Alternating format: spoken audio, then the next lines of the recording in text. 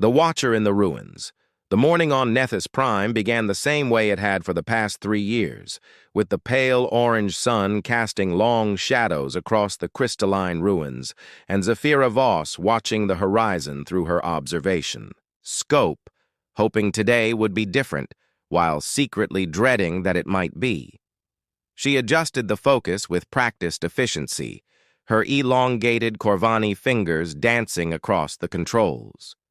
The scope's hum filled the silence of her research station, a converted mining platform that clung to the edge of the ancient city like a metallic barnacle. Below her, geometric structures of unknown origin caught the light, their surfaces rippling, with colors that had no names in any language she knew. Day 1096, she spoke into her voice recorder, a habit that felt less like documentation and more like proof she still existed. The southeastern quadrant shows increased luminescence patterns.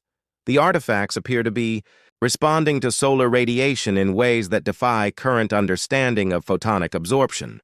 Her voice echoed in the empty station, bouncing off walls lined with carefully cataloged specimens, holographic displays of architectural measurements, and rows of books that represented the sum total of her life's work, research that had gotten her exiled from the Corvini Academic Council for dangerous speculation and unauthorized historical revisionism. The irony wasn't lost on her. She'd been banished for suggesting that the official histories were incomplete, that there were civilizations and technologies that predated the known galactic timeline. Now, surrounded by proof of her theories, she had no one to share her vindication with. She was adjusting the spectrometer readings when the sky erupted in fire. A ship, small, battered, trailing smoke and sparks, streaked across the morning, sky like a dying comet. Zafira dropped her recorder and rushed to the observation deck, watching as the vessel spiraled downward in what could generously be called a controlled crash. It disappeared behind a ridge of ruins about 2 kilometers from her station, followed by the unmistakable sound of metal meeting stone at high velocity. For several minutes, she stood frozen. In 3 years, nothing had disturbed the solitude of Nethys Prime except the occasional supply drone that dropped her rations and equipment from orbit. Now, someone, something, had arrived, and her carefully constructed isolation was threatened. Her first instinct was to hide. The station's camouflage systems could make it appear as just another chunk of debris scattered across the moon's surface. She could wait, observe, and hope whoever had crashed would eventually leave or not require leaving anymore. But curiosity had always been her fatal flaw. It had driven her to question accepted truths, to dig deeper into archaeological sites. Then protocol allowed, to publish papers that challenged the comfortable lies that kept civilizations functioning. That same curiosity now pulled her toward the crash site despite every logical reason to stay hidden. She gathered her emergency medical kit, a decision she told herself was purely practical, and activated her personal transport, a hovering platform that had seen better decades. The ride to the crash site took 20 minutes across terrain that looked like abstract art rendered in stone and metal. The ruins never failed to amaze her, even after 3 years of study. Spires twisted in impossible helixes, platforms hung suspended without visible support, and everywhere the surfaces seemed to pulse with their own inner light. The crashed ship was human in design, she realized as she approached. Battered, jury-rigged, and currently embedded nose first in what might have once been a fountain or sculpture. Steam rose from its engines, and various fluids leaked in colorful puddles across the ancient stonework. A groan from inside the vessel made her decision for her. The pilot was human, definitely alive, and definitely stuck. He was suspended upside. Down in his crash webbing, blood trickling from a cut on his forehead, brown hair hanging in sweaty tangles. When he opened his eyes and saw her approaching through the cracked viewport, his expression cycled through confusion, relief, and something. That might have been embarrassment. "Well," he said, his voice muffled by the hull, This is either rescue or I've died, and the afterlife has really interesting architecture. Despite 3 years of practiced solitude, Zafira almost smiled. You're not dead. Unfortunately for both of us, you're also not easily ignorable. It took the better part of an hour to extract him from the wreckage. He introduced himself as Marcus Thorne, while she used plasma cutters to free him from the twisted restraints. He was a salvage engineer, he explained, though something in his eyes suggested there was more to the story. His ship had suffered cascade, engine failure while avoiding some unpleasant corporate entanglements. Corporate bounty hunters, he clarified when she raised an eyebrow. Apparently, taking detailed scans of restricted archaeological sites violates several intellectual property agreements. You're a tomb robber, she said flatly. I prefer unauthorized researcher, Marcus replied, wincing as she applied a medical patch to his forehead. And you're Corvani. What's a member of the council races doing on a dead moon in the outer reaches? I'm not a member of anything anymore, Zafira said, then caught herself. She hadn't intended to share even that much. Marcus studied her face, taking in the ritual scars that marked her as an academic, the slight phosphorescence of her skin that spoke of Corvani noble lineage, and the careful way she avoided his direct gaze. Exile, he said quietly. Academic disagreement? Something like that. They worked in silence after that, salvaging what they could from his ship. The vessel was beyond repair, the engine core had cracked, and the navigation systems were fried. But Marcus didn't seem particularly upset about being stranded. Instead, he kept looking around at the ruins with an expression of wonder that Zafira recognized all too well. These structures, he said, running his hand along a section of wall that seemed to ripple under his touch. They're not in any of the official archaeological databases. The mathematical precision, the materials. This is pre-Corvani, isn't it? Zafira paused in her sorting of salvaged equipment. What makes you say that? The resonance patterns. I've seen similar formations on Kepler's 7th and the Vega ruins, but those were always explained away as natural crystalline formations or classified as culturally sensitive and sealed off. Marcus looked at her directly. But you've been studying them. Really studying them. For all the good it's done, she muttered.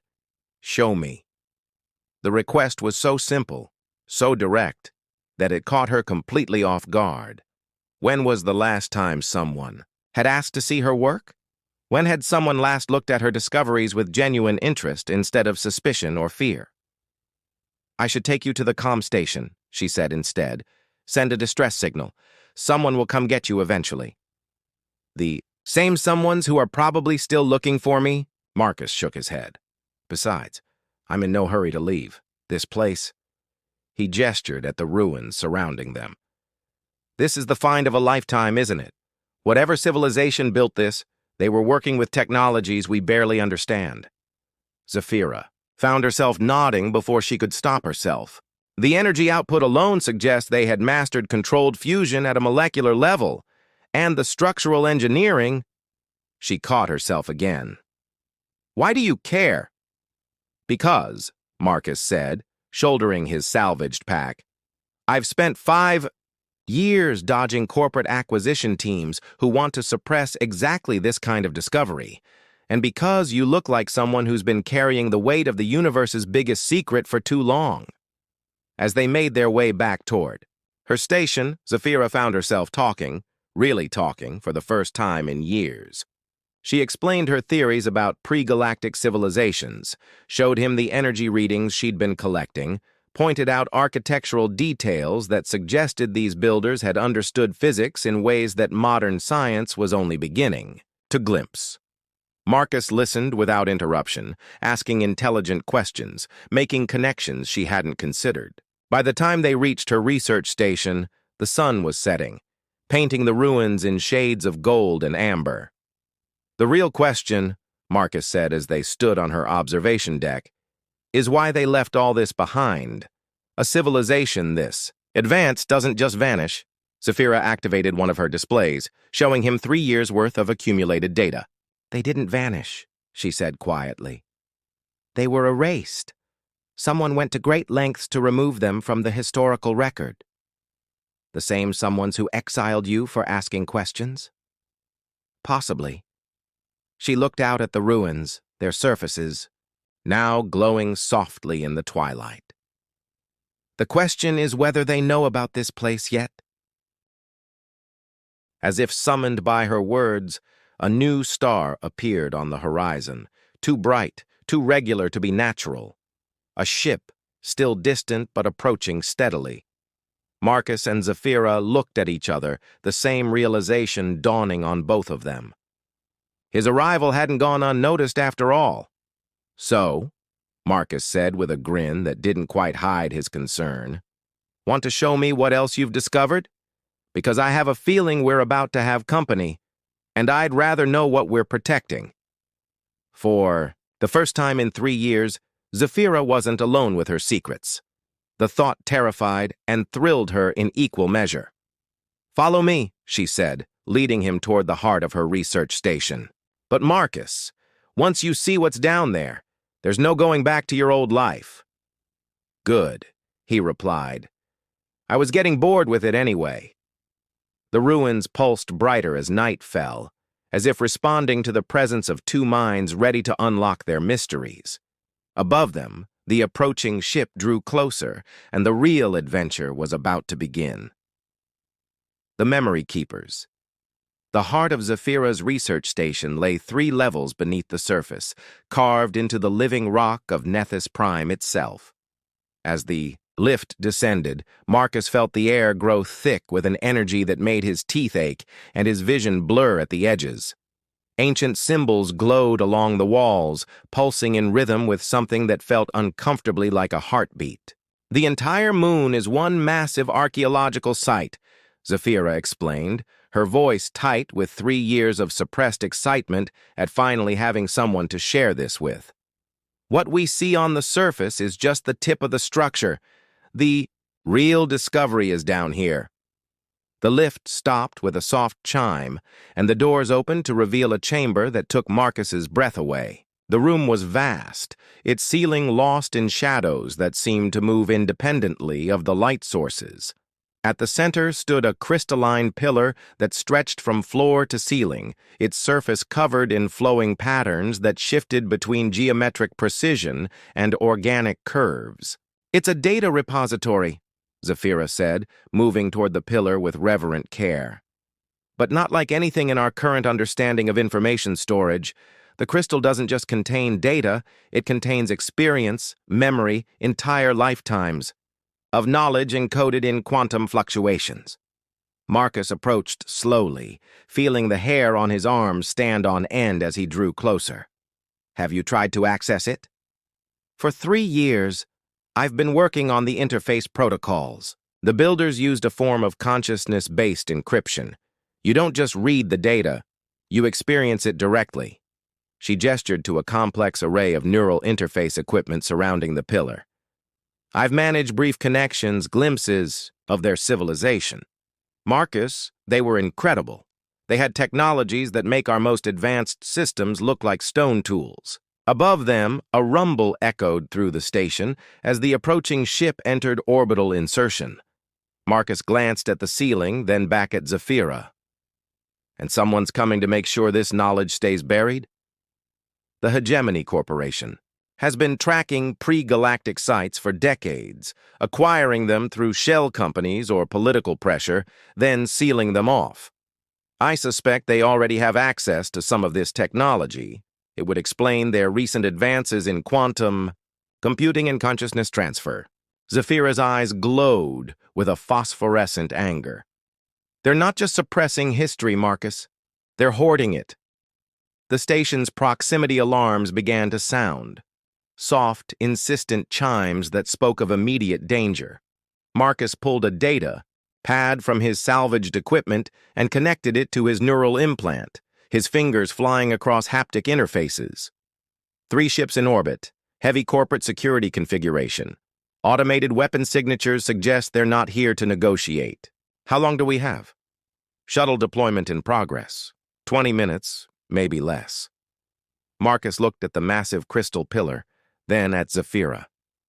What you said about consciousness-based encryption, does that mean the data can be copied to a compatible neural substrate? Zafira's eyes widened as she understood his implication. You're talking about downloading the entire repository into organic memory. Marcus, the human brain isn't designed for that kind of data integration. The neural pathways alone. What about a Corvani brain? She paused, her elongated fingers tracing the interface connections. Theoretically possible. My species has a higher neural density, more flexible synaptic architecture. But the psychic load, I might not survive the transfer intact. And if the hegemony gets here first? The knowledge dies with me anyway. Marcus began activating the interface equipment, with practiced efficiency. Then we better make sure that doesn't happen. Tell me what you need. For a moment, Zafira stared at him in amazement. 3 years of exile had taught her that most beings, when faced with dangerous knowledge, preferred to walk away. Marcus was running toward it, willing to risk everything to preserve what others would destroy. The neural crown, she said, pointing to a delicate device that resembled a thorny circlet. It establishes the consciousness bridge. But Marcus, you need to understand, if this goes wrong, if the data integration causes neural cascade failure, then you'll have died protecting the greatest archaeological discovery in galactic history, instead of letting corporate interests bury it forever. Marcus checked his datapad again. 15 minutes. We're committed now. Zafira positioned herself beneath the crystal pillar, the neural crown fitting perfectly around her skull as if it had been designed for Corvani physiology. The interface hummed to life, quantum field generators creating a resonance chamber around her body. Slowly, deliberately, she reached out and placed her palms against the crystal's surface. The effect was immediate and overwhelming. Light erupted from the pillar, flooding the chamber with patterns that seemed to exist in more than 3 dimensions. Zafira's body went rigid as data streams began flowing directly into her consciousness. Not through her eyes or ears, but into the quantum substrate of thought itself. Marcus monitored her vital signs while keeping one eye on the tactical display. The corporate shuttles had launched, loaded with what his scanners identified as collective drones, advanced AI constructs designed for data acquisition and witness elimination. 12 minutes until they reached the surface. Zafira, how are you holding up? Her voice, when it came, was layered with harmonics that spoke of multiple consciousness streams processing simultaneously. I can see them, Marcus. The builders. They called themselves the Etherians. They weren't just advanced, they were transcendent. They encoded their entire civilization into quantum memory before they chose to leave this dimension entirely. Leave? Where did they go? Forward. They discovered that consciousness isn't bound by linear time, that thought itself could travel along quantum threads to other realities, other possibilities. Zafira's body shimmered as the data integration deepened. They left this repository as a gift for whoever came after, a key to understanding that reality isn't fixed, that the universe is far more malleable than anyone imagines. The station shook as the first corporate shuttle touched down above them. Marcus drew his sidearm, a plasma pistol that felt pathetically inadequate against what was coming, and moved toward the lift access. Can you complete the transfer? Almost there. Zafira gasped as the final data streams integrated into her neural matrix. The crystal pillar flared once more, then went dark. I have it all, Marcus. Every secret, every technique, every breakthrough they achieved. But the drones, they'll scan my neural patterns, extract the information, then eliminate us both. Footsteps echoed in the upper levels of the station, followed by the distinctive whine of energy weapons charging. The collective drones had arrived. Marcus sealed the lift access and activated the station's emergency protocols. Emergency lighting bathed the chamber in red shadows as blast doors slammed shut throughout the facility. How long will that hold them? Not long enough. Zafira rose unsteadily from the interface chair, her eyes now glowing with an inner light that spoke of vast knowledge contained within mortal flesh. But Marcus, I know something they don't. The Etherians didn't just leave a repository, they left a gateway. She moved to a section of the chamber wall that looked identical to every other surface, but when she placed her hand against it, hidden panels slid open to reveal a secondary interface. A consciousness transfer protocol designed to allow others to follow their path, but it requires two compatible neural patterns working in harmony. Two, the gateway needs both information and interpretation, data and intuition. Zafira looked at him with an expression that was equal parts hope and terror. I have the knowledge, but I need someone to help me process it, to bridge the gap between Etherian consciousness and our current understanding. The blast doors above them began to glow as plasma cutters started working through the reinforced metal. Marcus looked at the gateway interface, then at Zafira, understanding exactly what she was asking. Neural linking with an alien consciousness repository while being hunted by corporate assassins, he said with a grin that was only slightly hysterical. Well, it beats another boring Tuesday in the salvage business. Zafira activated the gateway interface as Marcus connected to the secondary neural crown. Around them, the chamber began to transform, walls becoming transparent, revealing the vast network of crystalline structures that honeycombed the entire moon. The Etherian complex wasn't just a city, it was a single massive consciousness transfer device designed to launch minds across the barriers between realities. The question is, Marcus said as the neural link established between them, do we run or do we make sure this knowledge survives even if we don't? Above them, the blast doors finally gave way. The first collective drone dropped into the chamber, its optical sensors immediately locking onto the two figures standing at the heart of the ancient device. More drones followed, surrounding them with weapons trained and ready. Submit to neural extraction, the lead drone announced in a voice like grinding metal. Resistance will result in immediate termination. Zafira and Marcus looked at each other through the neural link, sharing thoughts and possibilities in ways that transcended language. In that moment of perfect understanding, they made their choice. Actually, Zafira said, her hand moving toward the gateway's activation control, we choose option 3. There is no option 3, the drone replied. Marcus smiled. There is now. Zafira activated the gateway. Reality folded. Consciousness expanded, and for one brilliant moment, two minds touched the infinite possibilities that the Etherians had discovered. The knowledge didn't die with them. It transcended, becoming part of the quantum substrate of the universe itself, waiting for the next seekers brave enough to ask the right questions. When the light faded, the chamber was empty except for crystalline residue and the confused whirring of drones trying to scan for traces of consciousness that were no longer bound by physical form. Somewhere, in dimensions adjacent to known space, Zafira and Marcus continued their research, guardians of knowledge, that would one day help others break free from the comfortable prisons of accepted reality. They had found each other in exile, and together they had chosen transcendence over surrender.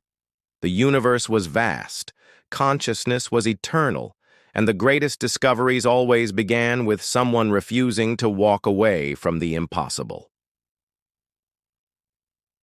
Behind them, the ruins of Nethys Prime pulsed with new light, waiting for the next curious minds to arrive and ask why the stars held so many secrets.